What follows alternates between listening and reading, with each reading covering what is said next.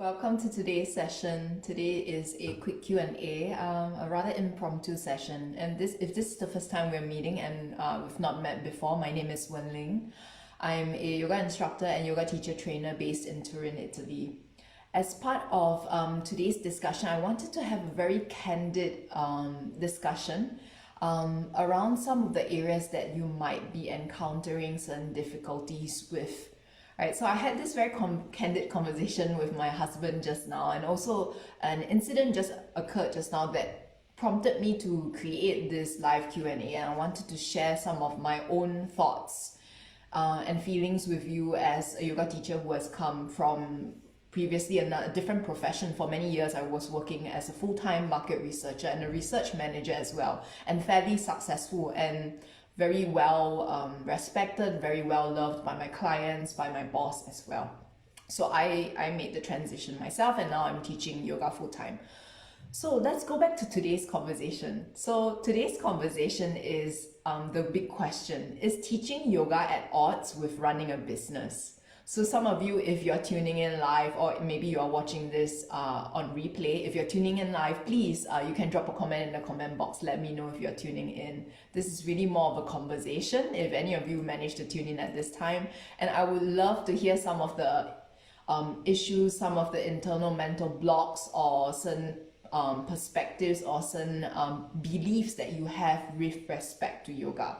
So the first thing that happened today was I came across a couple of different yoga teachers, and including some of you in the group, who mentioned that you would like to receive support on, for example, finding more students, on earning more income, because you struggle with those areas. And so that's why in the coming weeks, there will be a challenge that is about really clarifying your yoga business. And I call this clarifying your yoga business because at the end of the day, clarity is really important. And I call it yoga business because it has to be sustainable. So then after I did the image, the promotional image and the marketing materials and everything, and I put it on the page, then I had a conversation with my husband, Luca. And then I realized, I was like, oh, does that sound at odds with the art of teaching yoga? Because for me, what I'm truly passionate about is really spreading and guiding other teachers, to inspire them, to offer more resources, to guide them to become better yoga teachers. And then my husband said, he offered this sentence, which I was like, really wow. Then he was like, but sustainability is important. So what's wrong with teaching yoga as a business? So, okay, let's go back to the big question. The big question is, yoga at odds with being a business or running a business, right? From my perspective, I think no, but perhaps you may have a different experience. And another question I would like to share with you, to guide you to think about how you want to approach teaching yoga, is how much time you want to spend learning, immersing yourself both as a student of yoga, but also sharing what you have learned with the people around you. So maybe you want to do this a few hours a week, or maybe just 1 hour a week. Then that's great, right? Maybe you have a part-time or full-time job that sustains you, and that is what would work for you. And you can then teach yoga part-time or occasionally, or just as and when. So that would be the model that works for you. But if you encounter, or you start to realize that you have moved on the path where you want to spend more and more time both immersing yourself, learning about yoga, and also sharing what you learned with other people because you feel that it has transformed your own life, then you have to really be honest with yourself and start to ask yourself, how am I going to sustain myself, right? If I don't start charging for my classes, if I don't start charging for the services that I'm teaching, and also charging a rate that will sustain me. So not just a rate that in my mind is accessible for the student, and also don't make assumptions about, for example, how much your students can afford, whether they are in a good financial situation. So all the time we make assumptions about other people. And then a lot of the barriers that come, for example, if you struggle with charging, let's say you begin with teaching karma yoga classes and you have to transition from teaching karma yoga classes to paid yoga classes. And then you're like worried about charging and then it being salesy, right? The reason why in the beginning in your yoga teacher training, very often we would have seva classes or karma yoga classes is because the goal of teaching yoga is to remember to stay in service. Right, this is why I've written this here, to remind myself always, regardless of whatever I'm doing as a yoga professional, even though I'm very proud, I do this very well, and I am remunerated for my time, right, with financial benefits or income for this. I remind myself that the reason why I teach is because I'm sharing the benefits of yoga. So this is one thing that I would like to share with you to remind you about. The next thing is when you stay in service, you have to be in the place that you have the capacity to do so. If let's say your bowl is not full, right? If your cup is not full, right? We talked about this in some of the earlier episodes, and you're struggling to make ends meet and you would still like to offer free yoga classes, is that possible? Is that sustainable for you? You have to live as well, right? So I would really encourage you to think from this perspective. And the other thing I want to share about is from my perspective, right, I see myself as a yoga professional.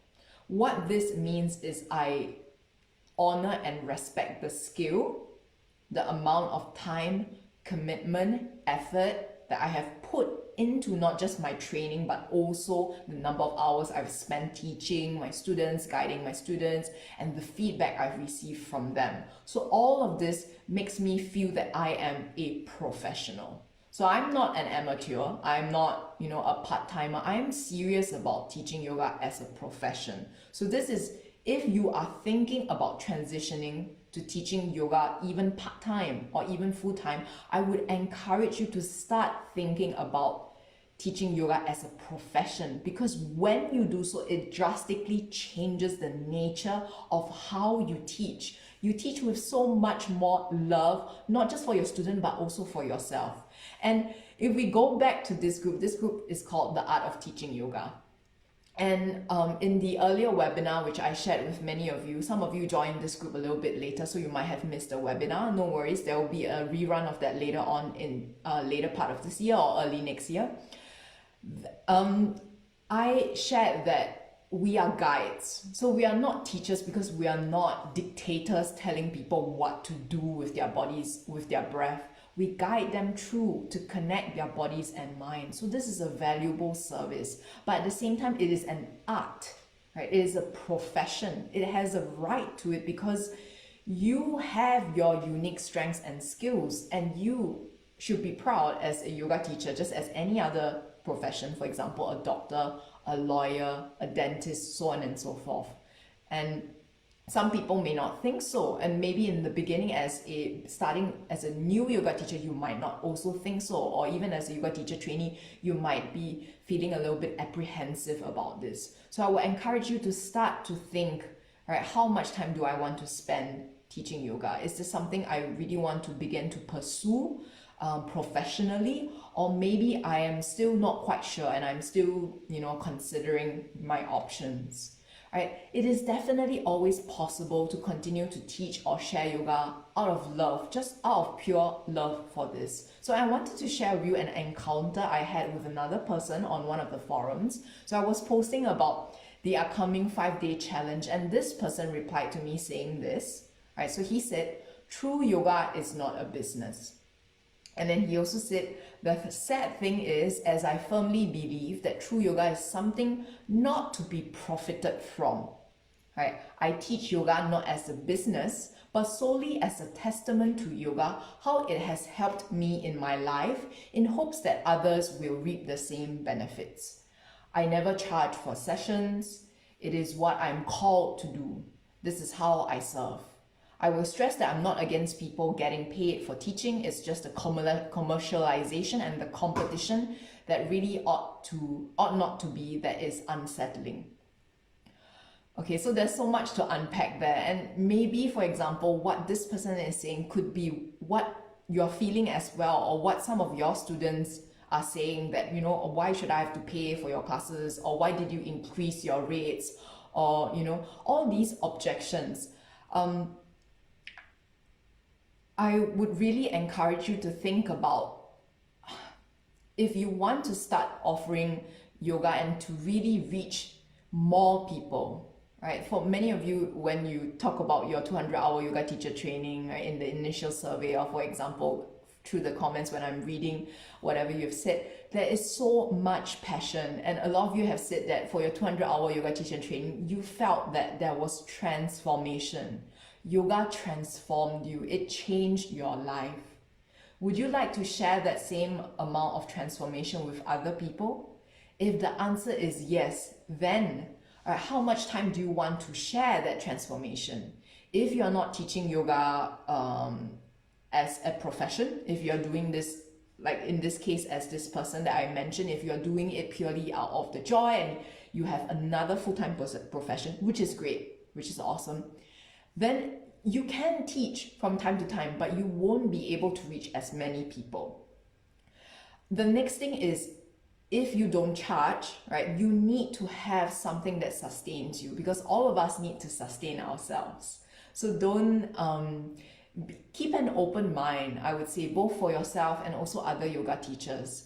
And the next thing I wanted to talk about is some objections that you might be facing yourself with regards to teaching yoga.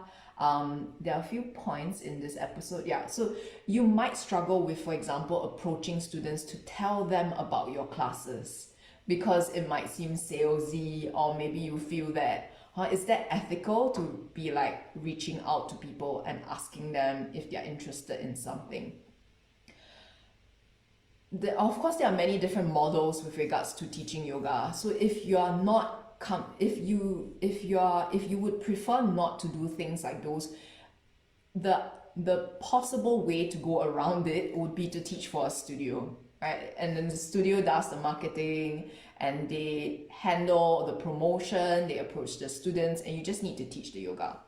But true yoga is the relationship, right? The establishment of the relationship. And if you're thinking of offering the service and being your own teacher, right, working for yourself, then remember that you are staying in service, even as, for example, when you approach someone for the first time, or even your existing students. Maybe someone was attending your classes, but then they've dropped off because they were busy.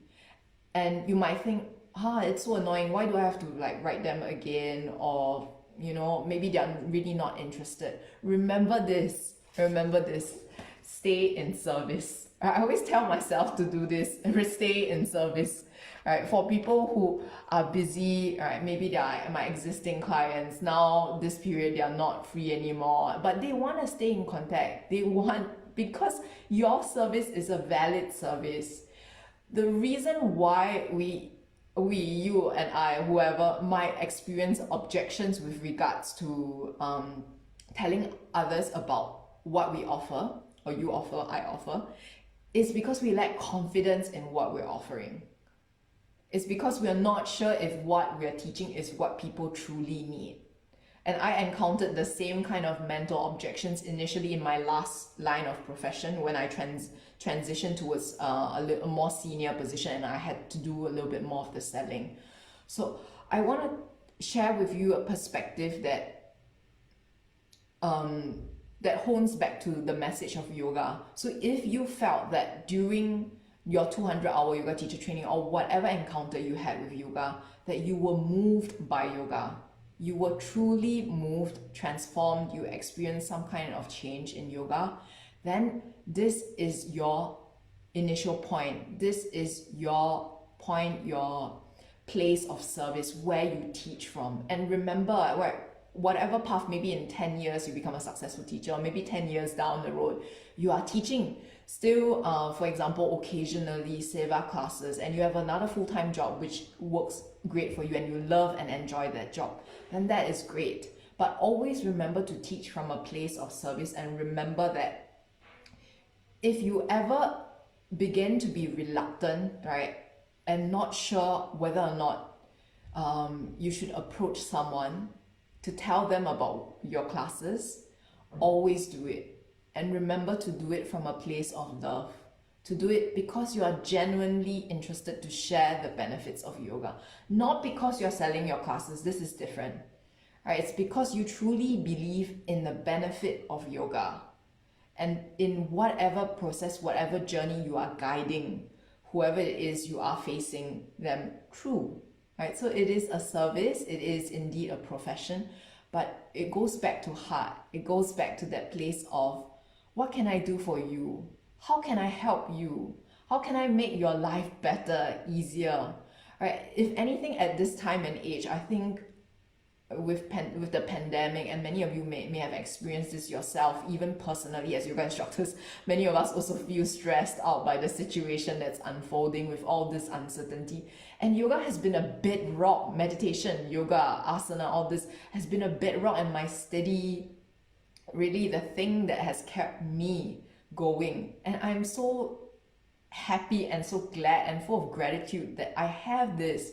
And this is why I share it with others. And probably you might feel the same, whether or not you charge for it. So always go back to this. If you're starting to feel objections, if you're not sure whether you're charging, if you're not sure whether you should approach someone to tell them about your class, go back to your heart, go back to where you came from. In Chinese, there's this word called 初衷, which is your starting point, your initial, what brought you to your 200-hour yoga teacher training? What brought you to yoga? What brought you to this group? Also, this feeling of really wanting to share yoga with the world, right? If you never forget that, and if you never lose track of this, then this will always be where you share from, and people will see that you are genuine. People will see that you love what you are doing, whether or not you charge for it, and they will understand. And for people who don't, that's okay. There will always be people who, for example, opt for free classes. There will be always people who, for example, needs don't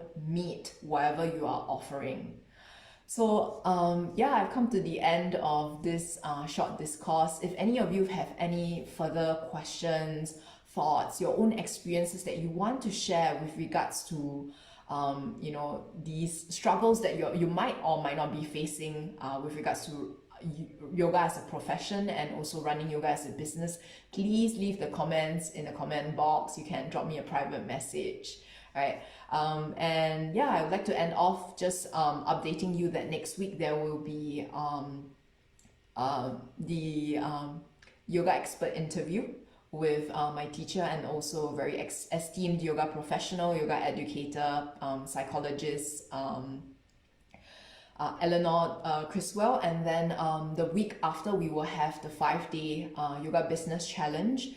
Even if you are not thinking of transitioning to yoga as a career, I would invite you to join us for this challenge. If you want to begin to share yoga, don't be so you might have, for example, did your 200-hour yoga teacher training and felt that I'm not ready to teach yet. My question to you would be, think about the transformation that the 200-hour teacher training did and ignited inside of you. Remember how you felt. Remember how your life might or might not have changed. And would you like to share that with others? If the answer is yes, then you are ready to teach. And if you are ready to teach, whether or not it is a business, you should start planning for it. Start to think about how you want to share. Think about who you want to share this with. And this is what the 5-day challenge is about. Because if we don't really start thinking or planning for the future, right, if you fail to plan, you plan to fail. This is what happens. So this is what the 5-day challenge is about. And for the 5-day challenge, please check your email inbox. You should have received an email from me earlier today with the recap from this week's episode, and also some further information on the 5-day challenge and upcoming programs for 2021.